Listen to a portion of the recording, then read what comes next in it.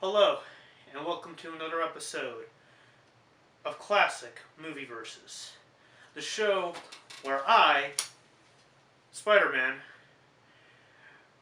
pin two movies against each other and see which is the better film.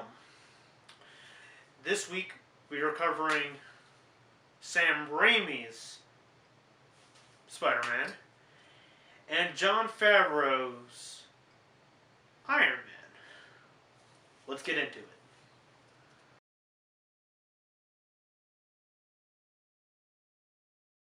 Okay, I gotta take this off because it's kind of getting hard to breathe here.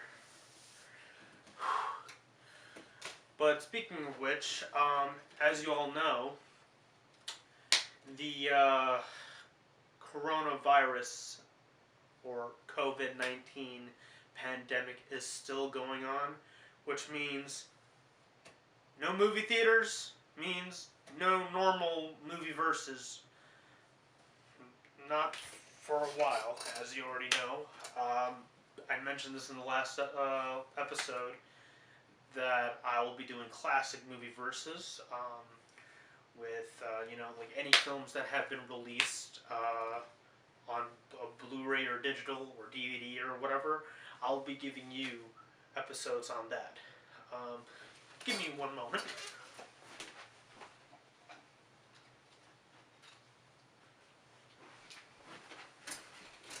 There we go.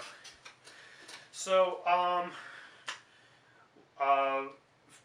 for those wanting to see any movie they want for me to cover, I mentioned this before.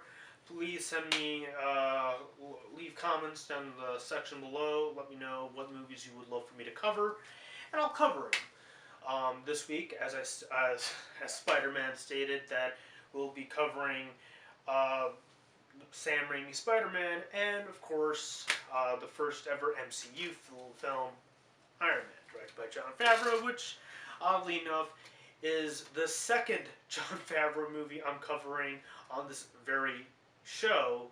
Last week being Chef, this time being Iron Man. Anyway, a bit of updates on the show. I'm actually instead of just judging on my experience as well as the audience, I'm going to be breaking it down via tiers. You know, best actor, or best hero, best supporting actor, best villain, best love interest, best mentor, best costume, best action, and best overall experience. You know, hell, even best music. I forgot to add that in there. Best music. So, let's get into it. All right. So the first film we'll be covering is the first ever Sam Raimi Spider-Man.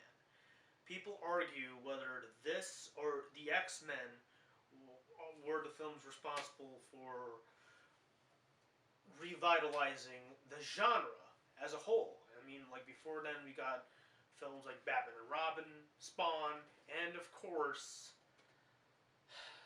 Steel with Shaquille O'Neal. Well, yes, X-Men did bring back the genre in a positive light, but Spider-Man, a solo superhero movie, like, I mean, X-Men is a team-based movie. Spider-Man is a solo film, you know? We hadn't had a solo superhero film, a good one at least, for a while at the time, and we got Spider-Man. It was Spider-Man that revitalized it in a big, big way. Huge box office numbers, and a stellar cast, and an amazing director. So that was 2002. It's currently 2020. Does the film hold up after so many years? Yes, it does. I mean, why else would I? I mean, I don't have the Raimi suit. I wish I did. But like those movies as a child meant so much to me growing up, and like having like I mean I wasn't that I never had any Spider-Man comics growing up. The only chance I got was, I believe it was a Spider-Man puzzle, and of course the classic video game for the N64. I know it was on the PS1, but I had it on the N64. So there you go. So having to have a live action interpretation of one of the most iconic superheroes of all time was a dream come true for many, and we it was the best origin film ever, without a doubt. From the cast to the crew, the special effects and whatnot. At least back then, obviously some of the effects don't hold up like at all. Um, but despite, but regardless, what did I personally think of the film? I'm gonna take nostalgia out of it. I'm gonna be completely truthful. I'm not gonna be completely biased on it. Okay, this is full on honesty on my part. I love this film. Okay, not because of the fact that it's the perfect origin of my personal favorite, one of my personal favorite comic book characters, but it's just a really damn good film. The performances, for the most part, are really, really good. Tobey Maguire brings the sensitivity to the role of Peter Parker. He's not meant to be good. He's a dork at the back then we all thought nerds looked like Peter Parker, not the Andrew Garfield. Tom Holland, he's doing an amazing job. I highly commend him. But in terms of being like a complete overall nerd, Tobey Maguire nailed it, especially at the time. It's interesting how from movies, from different versions of the character, we all interpret the term nerd in a very different light. Tobey Maguire was, classic nerd, like just someone that can be easily picked on. Then we got the Andrew Garfield, who is basically just a social outcast, which a lot of people weren't a huge fan of. And then we got Tom Holland, who is kind of like a seminal blend of both. So I thought that's kind of interesting. The journey the character goes through is one of the most iconic. I've seen this movie countless times. In fact, if you really think about it, most people, yes, most people were introduced to Spider-Man through this movie.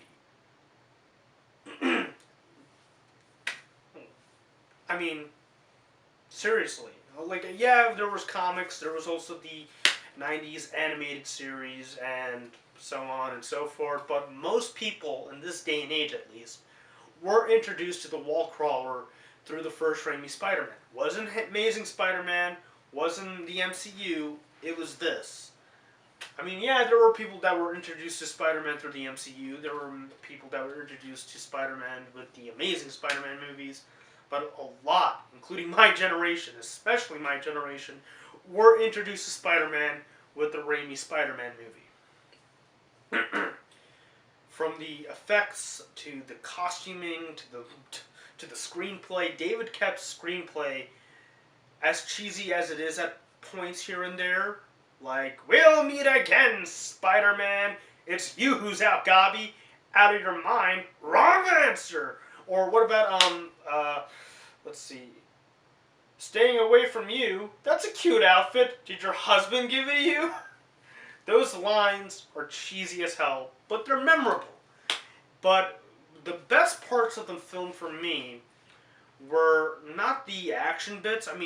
They're iconic as heck, but it's the little moments between characters like MJ and Peter, Uncle Ben and Peter, Harry and Norman, these little seminal moments where we get to understand who these characters are and why they do what they do.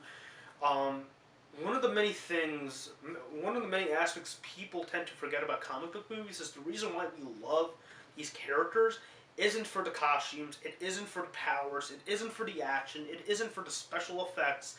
We love these characters because how human they truly can be. Peter Parker, despite his amazing abilities, is still very much a human being, And I think that's why a lot of people, including myself, have drawn towards this character for so many years. Even during our most vulnerable moments, Spider-Man has been one of us and we have been one with him, you know? It's kind of like a symbiosis of both fiction and reality, you know? And speaking of which, this is something that I barely see in comic book movies these days. And that is Sam Raimi giving character to New York. Believe it or not, a lot of one of the most memorable moments in the film involve New Yorkers supporting Spider-Man. This happens throughout the entire trilogy, actually. Spider-Man 2, Spider-Man 3, but even the first one, like especially the first film where like we see the people's reaction to Spider-Man. People are confused, people like him, people hate him, you know, like it's not like it's sort of like a little social divide, but it's done the right way, you know. People are like, "Oh, okay, this like he stinks. I don't like him." You know, like it makes sense. And by the end of the movie, people harp on this moment here where Spider-Man is dangling, trying to save those kids, and Goblin is giving him all sorts of nonsense here. Then we got a bunch of New Yorkers on the bridge throwing a bunch of garbage at the Goblin, like basically helping Peter, you know? Like, people will find, like a lot of people found that a lot really, really corny. I find that kind of heartwarming because Spider-Man and New York go hand in hand, you know? Like, New York will always be there for Spider-Man because Spider-Man has always been there for New York. You know, it's, like I said, it's kind of like a symbiosis of the two. You know, New York and Spider-Man, Spider-Man and New York, they go hand in hand. Not Spider-Man in London, not Spider-Man in Europe, Spider-Man in New York. Yes, Far From Home was a fun movie, but I'm not going to get into that right now, okay? So, despite all that, this film is still wonderful. It has an amazing lead, but most importantly, we have two of the greatest casting choices ever. Number one is J.K. Simmons as Jameson. Seriously. Seriously. He is Jameson. I don't care what anybody else says. He is Jameson. He's Jameson in the MCU, and he's Jameson here. He'll always be Jameson. The man was born to play Jameson. Seriously. I couldn't think of a better casting choice. And the other best casting choice ever goes to Willem Dafoe as the Green Goblin. Seriously. He stole every scene he's in. He does his own stunts. He has one of the most iconic laughs in all of cinema. Almost equal to that of the Joker. Hell, if he wasn't playing Aquaman's mentor, he would have made an amazing Joker. But they got him as the Green Goblin, and I don't hate that at all. He was also good in Aquaman too, just so you know. But he was menacing. He was thought-provoking too. There's a lot of moments where we grow to understand his motivation. And it worked. It worked well back then, and it still works now. He is a villain that holds up, even if his costume looks like a freaking Power Ranger. It's awesome. Now, with that said, let's give you my final score. It's easily an A+. It's fun, it's cheesy, yeah, some bits are outdated, especially the effects. Ooh, those effects. But I still love it. I still enjoyed it. It's one of my favorite films in general, actually. But I think Spider-Man 2 is a lot better, but that's besides the point. This is a great film. Instant A. Yeah, it's an A, not an A+. It's an A, okay? Moving on.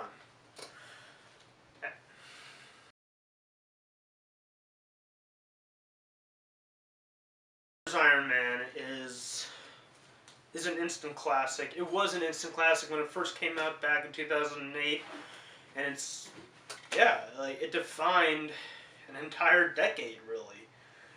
But I'm not going to talk about the MCU. Let's pretend it doesn't exist for the moment, because despite what it did for the genre. That's the other reason why I wanted to pick these two movies, because both films actually impacted the genre in a huge way. Um, Spider-Man revitalized it in a positive light in terms of solo comic book movies. Iron Man revitalized it by introducing a brand new genre called the cinematic universe genre, where like a lot of Hollywood, like especially the past decade, Hollywood was doing everything in its power to basically try to become the next the Marvel cinematic universe. There was the MonsterVerse, there's the DC Extended Universe. Like a lot of these franchises tried to mimic the success of the MCU by having a bunch of these movies connect, but failing all at the same time. The reason why the MCU has worked wonders for the past decade is because, yes, while these movies did connect, they're still self-contained stories. Especially the first film. When the movie first came out, nobody expected this to be a thing, because for the most part, this was just a standard run-of-the-mill comic book movie. Until we get to the end credits, it's like, oh my god, that's crazy, man. It still blows my mind. Like, even to this day, like, that scene happened. Avengers happened. Avengers Infinity War happened. Avengers Endgame happened. Nobody expected that to happen. No one. And yet it did. And we all owe Jon Favreau, Robert Downey Jr., and of course Kevin Feige for all that. So I want to not talk about that right now. I want to talk about just the movie itself. How does it hold up after so many years, after a decade? Film is essentially about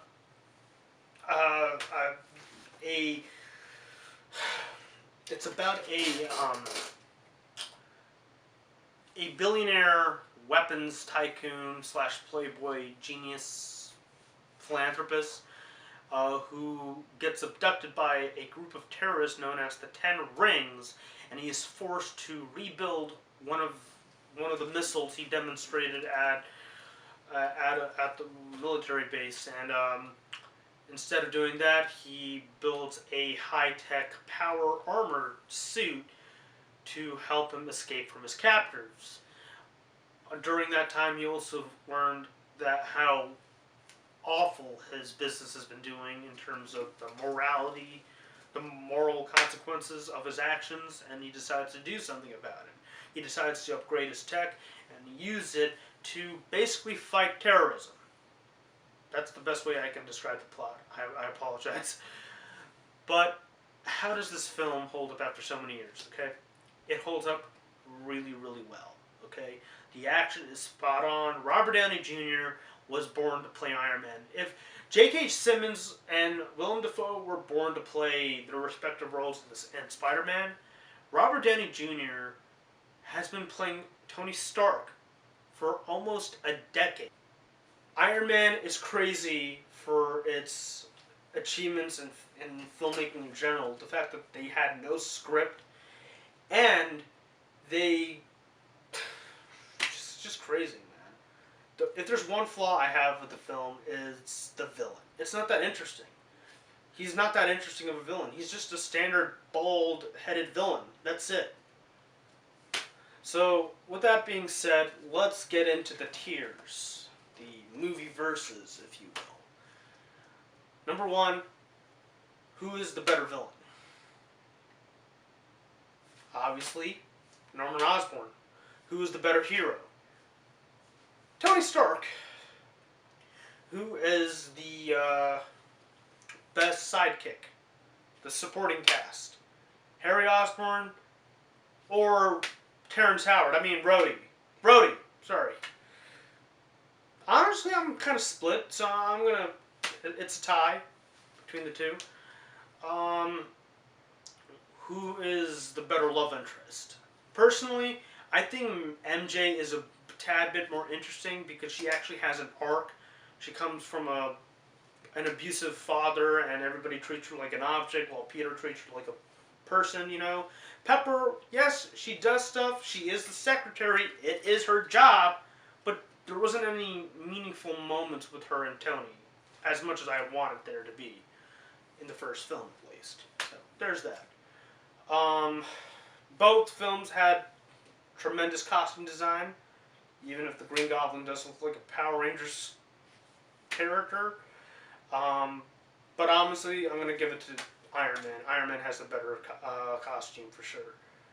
In terms of the action and special effects, that's clearly Iron Man. Spider-Man, it's amazing stuff, but some of the CG does not hold up. It's been years, like almost 20, so there's that. In terms of the overall experience, I don't know. I'm gonna give it a tie. Both films were just as good because of not only the impact, but of how it was made and whatnot. Like the fact that Iron Man did not have any script when it was filming. That's insane. That's really, really insane. So yeah, both films get a tie. The fact that it actually exists and it actually worked and it made a huge impact. It's a tie. Anyway, so that's my episode for classic movie versus this week. Next week I have something else in store, so I'm really excited to work on that. But yeah, everybody out there, stay safe. This is a really trying time, and I hope we can get through this as quickly as possible. Wash your hands, wear a face mask if you need to go buy groceries and whatnot. Just be safe and be hygienic, you know. Yeah, just be safe and all, you know. Anyway, thank you so much for watching, and if you have